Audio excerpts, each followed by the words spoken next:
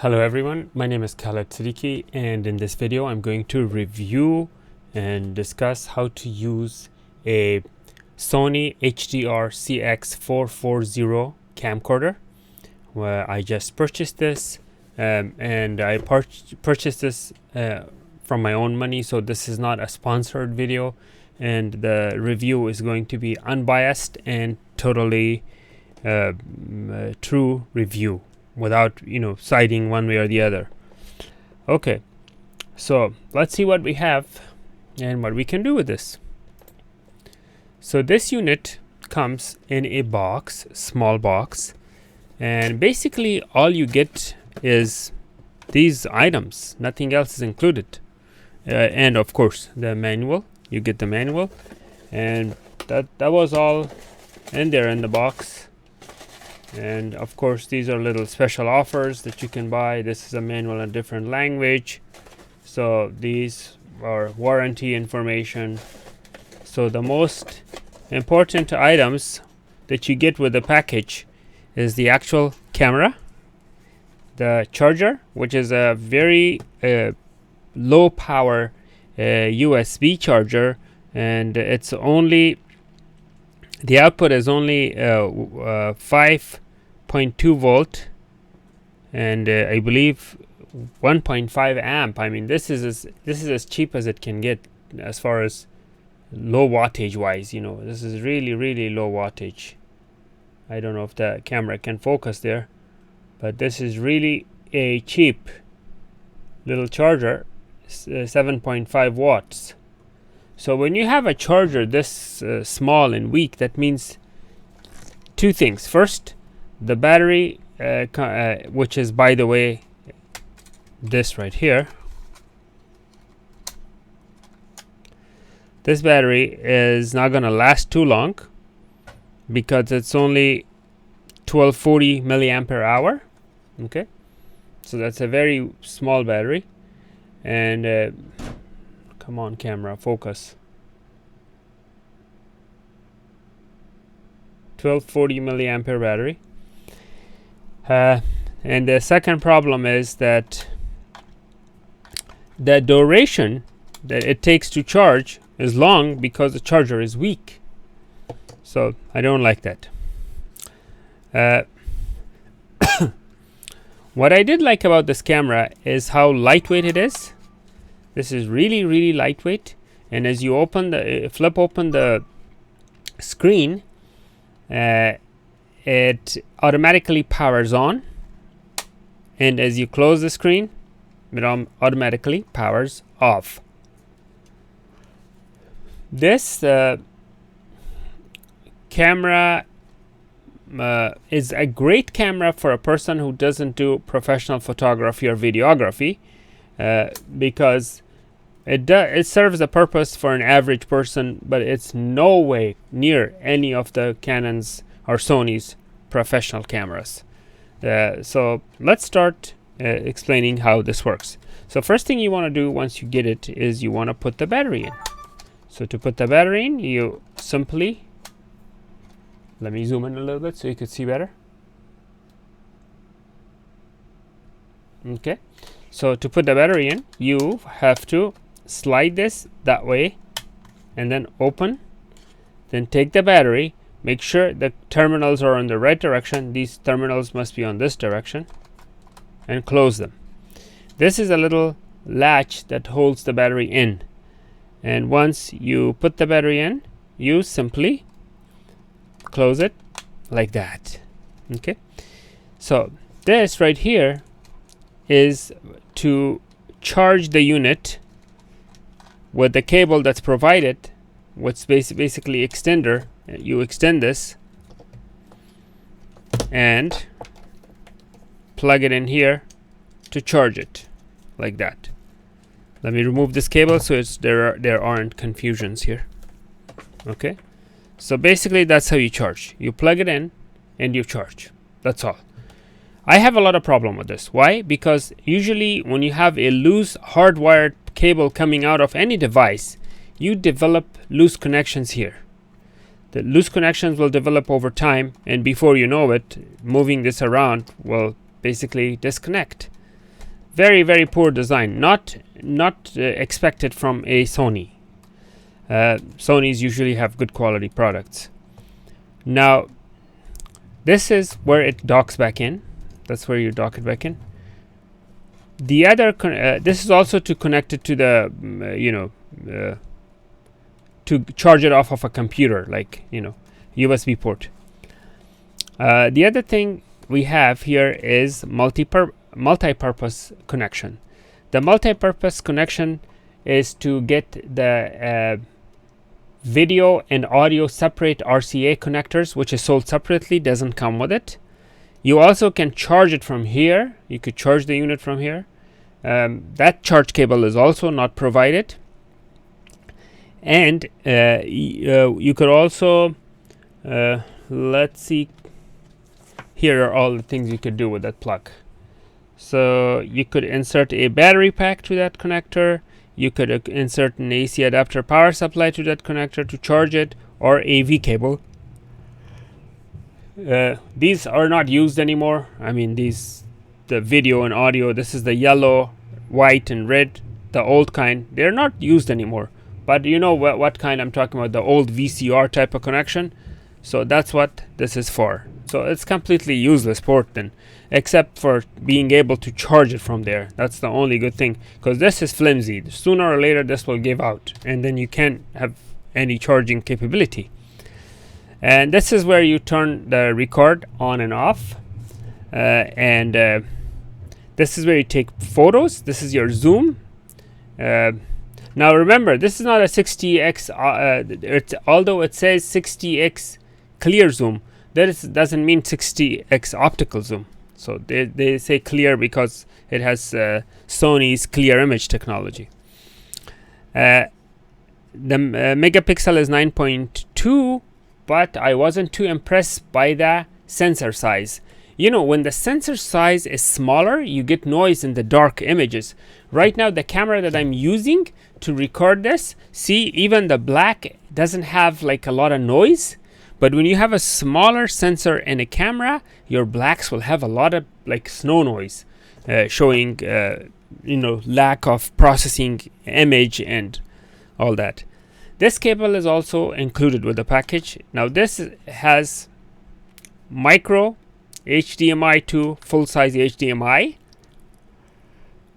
This is also not very good because this is very flimsy. It can break off. This is good size, so this will not break, but this size is not good. Now the HDMI port plugs in right here. That's where it goes. And the other end goes to the HDMI. Now I'm going to plug this in and show you the image quality of this camera.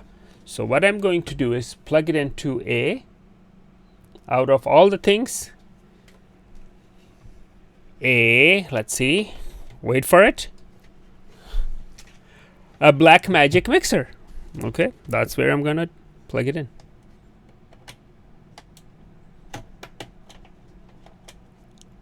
Okay, so now my camera is in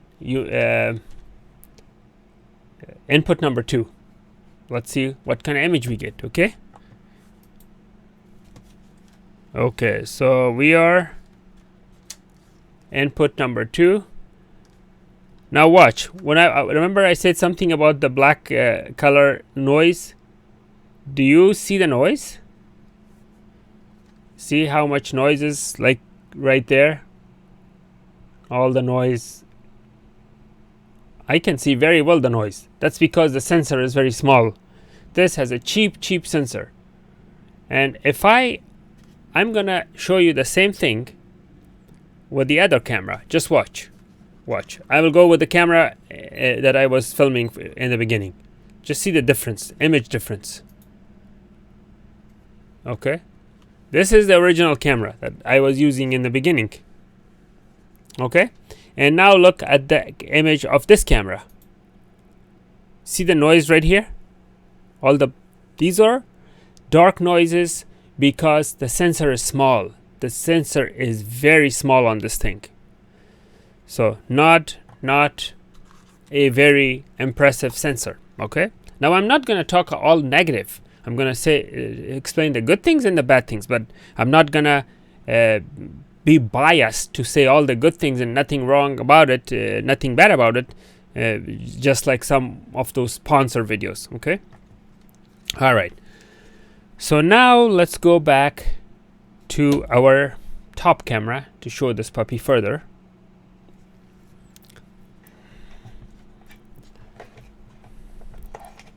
Okay, put my keyboard away. All right, so this is the charger. This, you know, basically very low power charger, takes forever to charge, and the manual, you know, very simple manual. The camera is not complicated to use. That's the good thing. I'm gonna say a few good things also about it, not only negative. Okay, so let's see how we use this camera. So I'm going to unplug this HDMI cable and show you how we use it. To use it, the first thing you need to do, obviously, is to go to menu. Okay, let's see. Now, this is not a touch screen, sadly. I wish it was, but it's not a touch screen. I'm going to close the screen. I just closed the lens. I closed this lens to have a dark background so you can see better. So the first thing we want to do is go to menu. When you go to menu, you have shooting mode. You have two options, movie or photo. So you could flip this right and left to choose between them and press the one you like. So I have chosen video or movie. Now I'm going to go to other settings of that menu. Oh, my battery has only 1%. See how weak of the battery it is? So I'm going to have to plug this in. Let's plug this in. The battery is getting weak. Okay, so let's see. Now the battery weakness signal is gone. Okay. Now we're going to go to the camera microphone.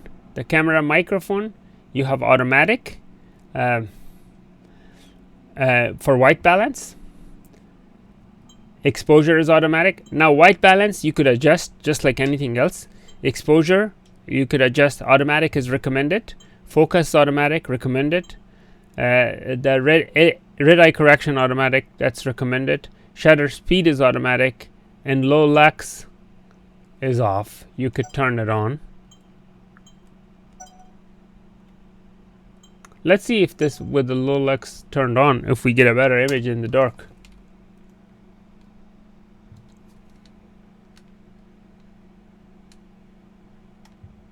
Still noisy.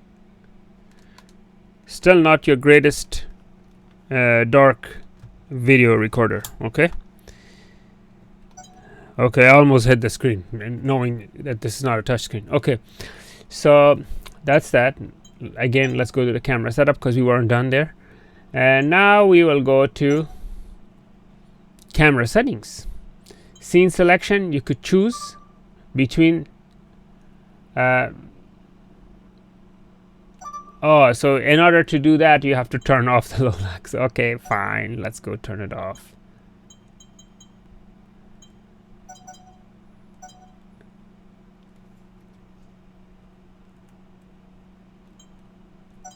Okay, low lux is off. And now let's go back to the camera setting. And now we can go scene selection. You could select automatic. You could select like moonlight.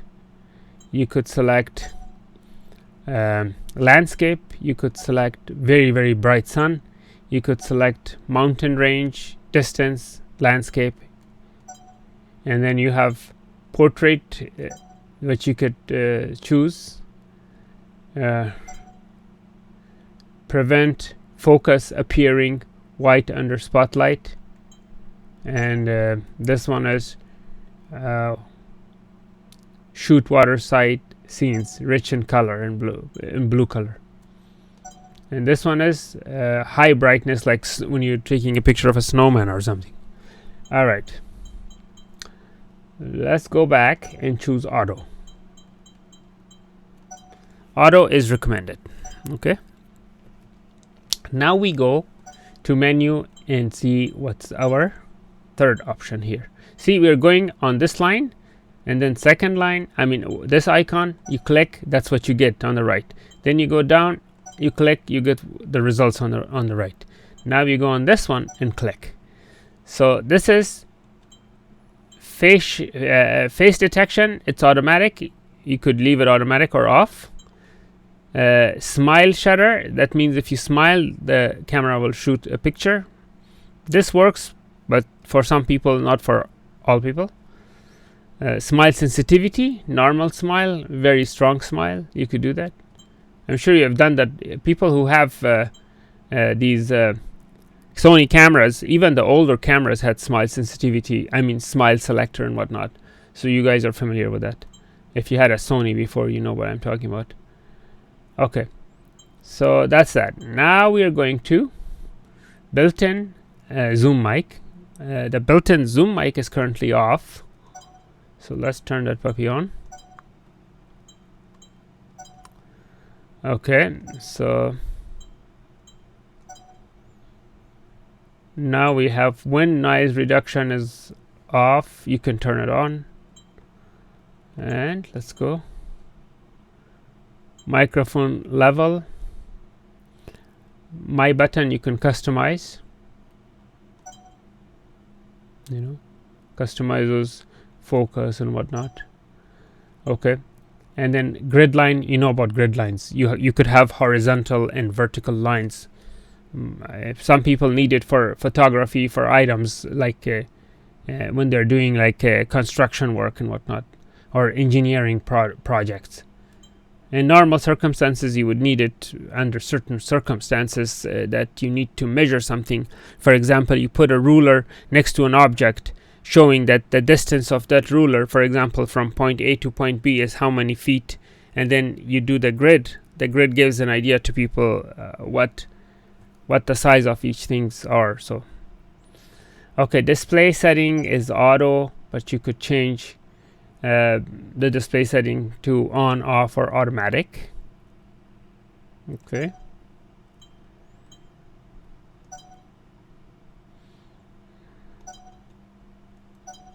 Okay, so that's file numbering. Let's see why it doesn't go there. I think this one doesn't activate. Okay. Let's see. Oh, okay, so that is where we were. Okay, very good. So as you go up, for example, right now I'm at the bottom of the list. Notice this one has been highlighted because that's the list I'm dealing with. As you go up, the other one will be highlighted, and that one has that many options, and this one will be highlighted. So you don't necessarily have to go here. You could also from here go up and down, and this will automatically change like that. Okay, all right, so we close this, and now we go to image size. Image size is very important. Now when you're doing recording, you definitely want to record the highest quality, unless you are streaming at a very low bandwidth where you have to sacrifice quality in order to stream. Otherwise, you want to choose the highest quality. But let's see what options we have. Highest quality is this one. High quality is this one. Long time LP and standard quality. So the highest is what I'm going to choose. It says if you choose the highest quality, you cannot take snapshots, still shots during a recording session. I'm good with that. I cannot sacrifice my image video quality just so I can take a snapshot. Frame rate. Now the frame rate 60i and 60p. Obviously you want the P. I is interlaced, so you would like to go with P.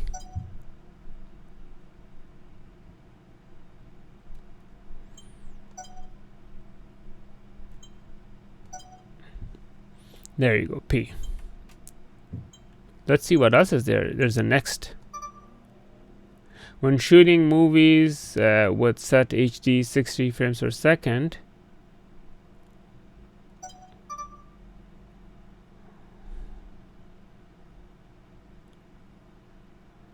oh, okay. So you have to put this comes with an internal memory. So it's telling me the internal memory is full. I have to put my memory card. Oh, by the way, this takes both the Sony memory and also it takes the regular SD card. Sony memory stick and the regular SD card. Okay. Wait a minute.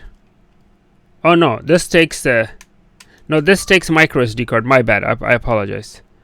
This takes micro SD and micro Sony memory. There it is. Micro SD and micro Sony memory. It's not the regular SD card. Okay. All right. Let's see. Wireless settings. You could hook this control this with your smartphone. You could hook it up to the internet. You could stream live on YouTube or anything, and so you could view on TV if you have a smart TV. So these are the options that you can set in this settings. Okay. So if you choose control with smartphone, it's searching for Wi-Fi, and there you go. So those are the device name and SSID for your smartphone to connect. So basically your smartphone will connect to this network. Let me do that, show you how this is. So I'm gonna go and search for networks, and I'm gonna look for that network.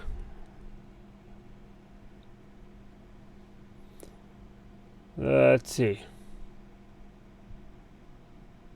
There. So I'm gonna choose that one. When I chose that one, I'm gonna enter this password. Let me zoom out a little bit so you can see the whole thing. Okay, so I'm going to. Okay, this camera stand is shaking. Okay, so I'm gonna put that password, which is small d, small v, capital U, small O, capital G, small o, capital U, small s, and I'm gonna click join. There. Oops.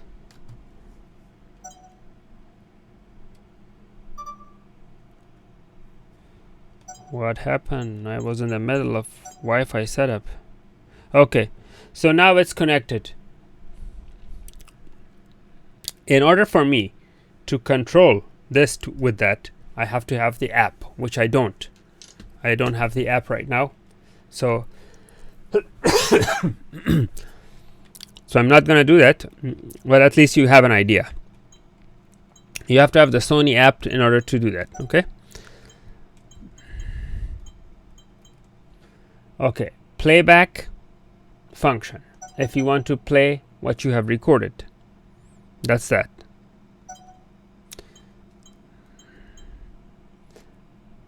Edit and copy. You could delete, you could protect, or you could copy the contents that you have recorded. And this is the setup.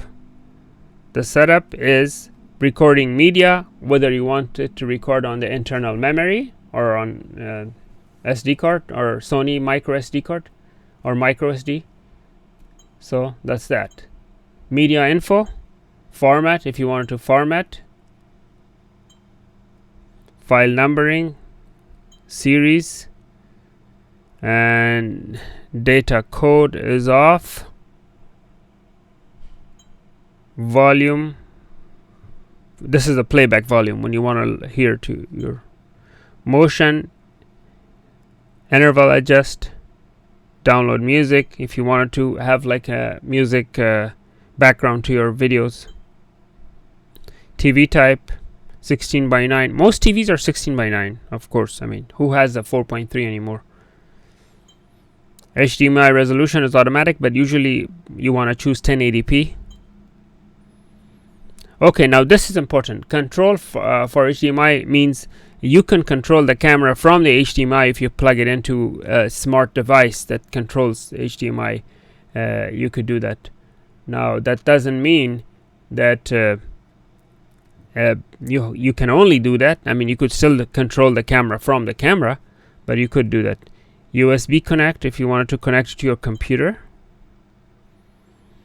USB connection setting is auto, but you could choose mass storage or standard connection, which means it could act as a SD card or micro SD card, or it could act as a full camera, depending on how you want to connect it. USB power supply is on. You could disable that if you wanted to. And that is USB LUN settings. Let's see what that is. Okay, multi or single. Okay, you of course want multiple purposes because you have a multi-purpose port, so you want to be able to have it for charging, for connecting to RCA cable and all that. The beep is on, that's good. Monitor brightness is normal.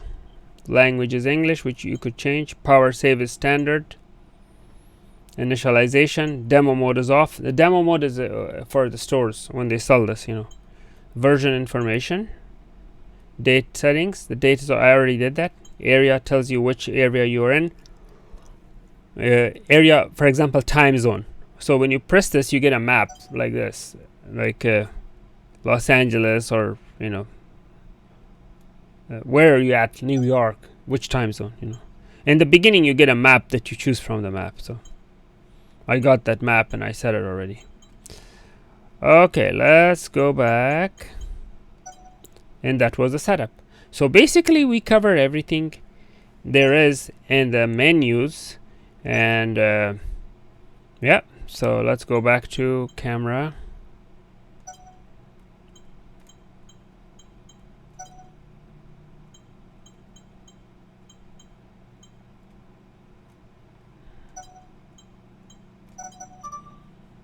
Okay, so now I'm back to shooting mode or video recording mode.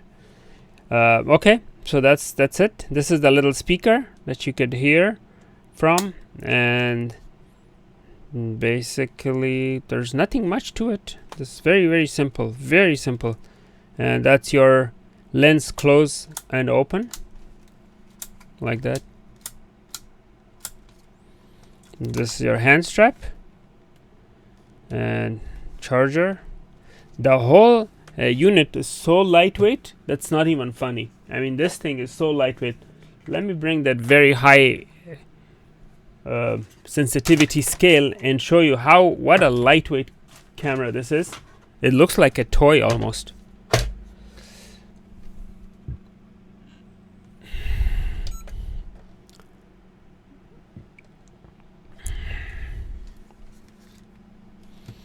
Okay, so let's see. I'm gonna measure it in pounds and metric. So this is 0.48 pounds, less than half pound. Okay, 0.5 would be half a pound. Now let's go and change the mode to grams.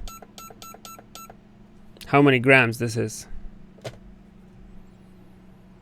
This is 216 grams. That's really lightweight compared to average cameras you have. Usually cameras are a lot heavier than that, professional cameras. Okay,